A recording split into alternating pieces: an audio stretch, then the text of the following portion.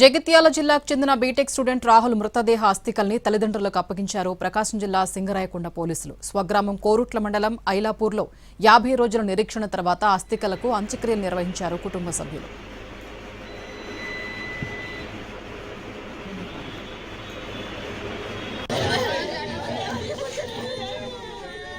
మే 27న కాచిగూడలో అదృశ్యమయ్యాడు BTech student Rahul. అతడు ప్రకాశం జిల్లా పాత సింగరాయకొండ పరిధిలోని ఓ బావిలో మే 30న శవమై తేలాడు.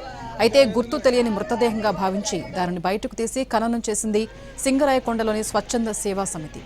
అయితే ఆ డెడ్ బాడీని జూన్ 3న రాహుల్ మృతదేహంగా తండ్రి గుర్తించాడు.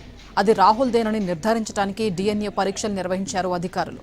రాహుల్ అనుమానాస్పద మృతిపై న్యాయ విచారణ జరపాలని కొద్ది రోజుల క్రితం కోరుట్లలో భారీ ధర్నా చేపట్టారు.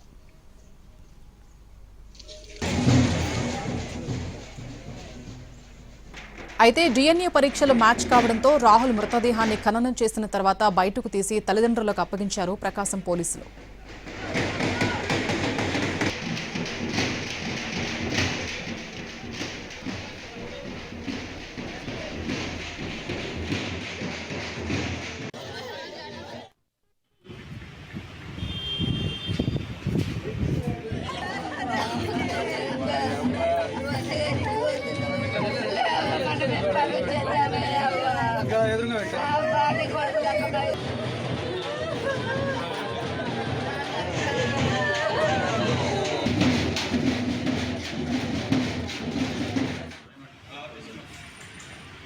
ఎత్తునా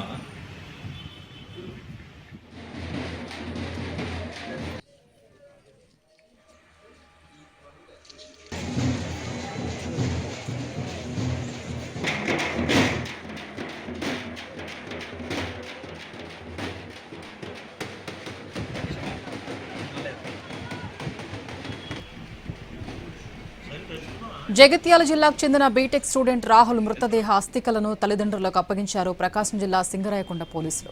స్వగ్రామం కోరుట్ల మండలం ఐలాపూర్లో 50 రోజుల నిరీక్షణ తర్వాత అస్థికలకు అంత్యక్రియలు నిర్వహించారు కుటుంబ సభ్యులు.